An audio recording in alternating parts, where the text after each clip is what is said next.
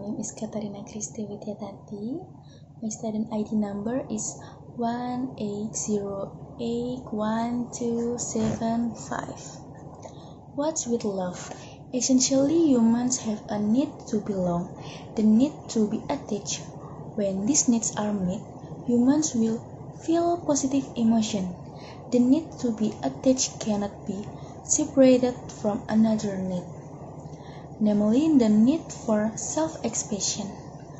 Love alone the transition from me and you, isolation to we. Why discuss love?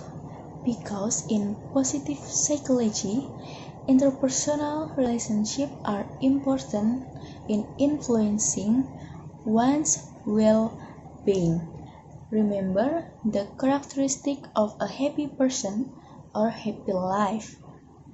Love can be seen and understood through several concepts or theories, namely attachment, triangular theory of love, love styles, passionate or compassionate love, and meaning model of relationship. Thank you. Hello, my name is Aries Trianto. My name 180811102. I will present about attachment theory, the relationship between the child and the caregiver, especially the mother, having different patterns which can be seen from the child's reaction to the caregiver mother. Number 1. Secure. Secure children are sad when their mother is away but returns easily once their mother returns. Ambivalent, sad when separated but also fussy when met. Avoidant, doesn't look like much in the absence of the mother and avoiding contact with the mother when meeting. Model or patterns of assessment as a child can affect a person's patterns of establishing relationship, including romantic relationship. When he is an adult, relationship with primary caregiver or a person prepared for building relationship with other people outside the family. Secure children grow up to be autonomous adults, easy to get close to other people, trustworthy, comfortable with mutuality, associated with productive conflict strategies, weaker self-esteem, lower depression, and less chance of divorce. Ambivalent children grow up to become anxious adults when to be close to other people to a clingy level so that it actually makes other people stay away. They also feel less secure, are anxious about relationship, and might think that their partner doesn't really love them. Avoidant children grow up to be avoidant, dismiss adult difficulty, close to other people, and hard to trust in others, and easy to get away. They value independence, that to feel more comfortable and secure. Thank you so much, material explanation for me. Guys, I want to explain of material slide 7 and 8. Sternberg classifies the theory of love by dividing it into 3 components. 1. Closeness, 2. Desire, and 3. Commitment. He summarizes in a triangle shapes image known as the love triangle. Robert Sternberg believed that love consists of intimacy, passion, and commitment. The 1. Intimacy, a safe discourse, sharing, feeling, and thoughts. The closeness or intimacy in question is the feeling of being attached. attached and feeling close in a romantic relationship. These feelings are based on emotional elements combined with a sense of trust between two individuals.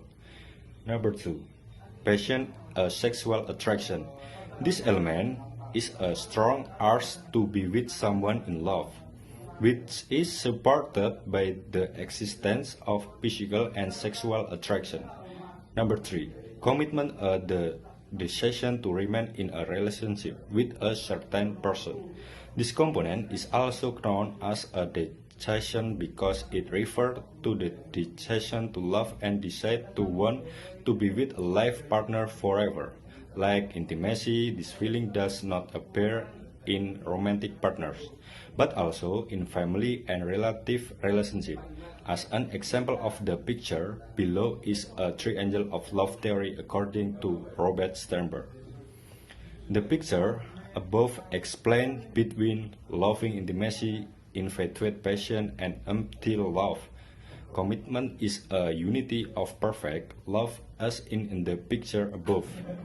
Then there are several divisions related to the theory of love as follows. Romantic love is a combination of passion with intimacy. Companion is a combination of intimacy with commitment. Stupid love is a combination of passion with commitment. And lastly, perfect love is a union of intimacy, passion, and commitment. Thank you.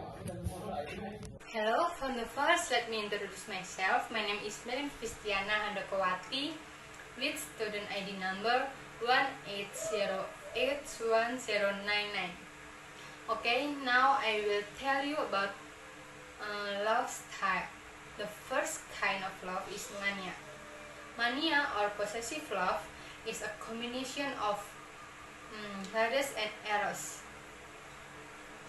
Many lovers are demanding, dependent, and possessive. They often feel a strong need to be in control and to know everything the partner is doing. A manic lover will strongly disapprove of going outside of the relationship for sex. This person wants total attention and devotion from the partner. The second type of love is Hades. Hades is the game-playing type of love. Ludic lovers see relationship as fun, playful, and casual. They view relationship as games to be played. They avoid commitment and prefer to play the field rather than settle down with one person. They are also more likely to endorse casual sex and more liberal sexual attitude in general. They can also be distant in a relationship and want to keep the other person guessing about their commitment level. And then the third kind of love is pragma. Pragma or practical love is a combination of storks and ladies. Pragmatic lovers search for a person who fits a particular image in terms of vital statistics such as age, religion, and occupation, as well as prefer characteristics such as being a loyal partner of the potential of being a good parent. This is like a shopping list kind of love. It is very careful and deliberate. This type of person will also not likely endorse casual sex. Next, eros or physical love. Erotic lovers are attracted to people who are physically attracted to them. They are eager to develop intense, passionate relationships, and they often experience very intense emotional highs and lows. Erotic lovers also have a need for physical contact and closeness. This is also the beginning in intense states in a relationship when both people want to spend on their time together and show a great amount of affection toward one another. Eros are generally open and honest and more likely to fall into a more conservative sexual group. And then the next type is storks. Storks can be considered companionate love. Storgic lovers have a relationship based on friendship, shared values and goals, and compatibility. Physical attraction is not as important as security, companionship, task sharing, and joint activities. Storgic lovers like what's comfortable in a relationship. This kind of love can also be characterized with platonic friendship and family relationship. Storgic lovers fall in love with their friends or don't necessarily know when will blur into love. And the last kind of love is agape. Agape or selfless love is a combination of Eros and Storge. The agapic lover is more focused on giving rather than receiving. These lovers are motivated by an intense concern for their partner well-being. They are willing to make sacrifice for their partner even at the expense of their own needs and desires. These individuals tend to be very committed and conservative in their values. They will also be more sexually conservative. Okay, that's enough for me. My friends will continue this presentation. Thank you. Hello, my name is Zhanasifa Fatikha Putri. My student number 18081725. I will discuss about minding model of relationship.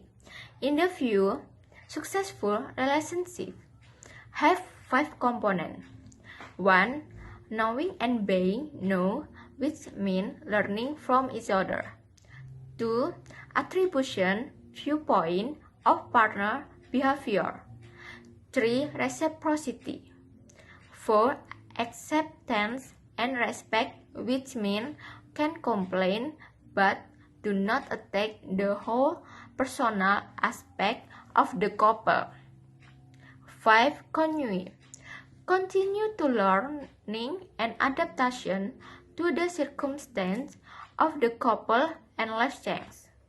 Theory will embrace the minding model, believe that success relationship requires dialogue about things that might be painful and usually avoided forgiveness or letting go of anger or resentment is an important force in building good relationship. Forgiveness usually has to do with empathy or the ability to understand another person's feeling. Thank you. Hi, my name is Dita Ariani Nurul Kurnia. My name 18081729. I will explain the forgiveness part. In right 2001, forgiveness is a person a willingness to be kind even though he has right to the those who have hurt him. Seligman 2002, forgiveness means admitting that someone made a mistake but when decide to remove the sting. Thompson et al. 2005, forgiveness is a change in a person's perspective and response from negative to neutral or positive to things to cause harm to him. Forgiveness can be applied to other people, yourself, or situations that are judged to be beyond control, such as fate, disaster, or illness. Forgiveness is associated with low anger, high optimism, and better health. Seligman 2002. In fact, people who imagine themselves forgiving others have relatively lower heart rate and blood pressure than people who imagine themselves refusing to forgiving others, with Ludwig and van der Laan 2001. Forgiveness is also associated with subjective well-being and quality of life goal and Rana 2013. Emotional well-being, Mellyn et al. 2011. Health, Lauer et al. 2005. Family harmony, Nancy 2013. Reduced anxiety and depression, Wade, Bailey, and Suffer 2005. Mature love is union under the condition of preserving one's integrity, one's individuality. Love is an active power in man, a power which breaks through the walls which separate man from his fellow men, which unite him with others. Love makes him overcome the sense of isolation and separateness. Yes, it permits him to be himself, to retain his integrity in love. The paradox occurs that two beings become one and yet remain two. Eric Fromm.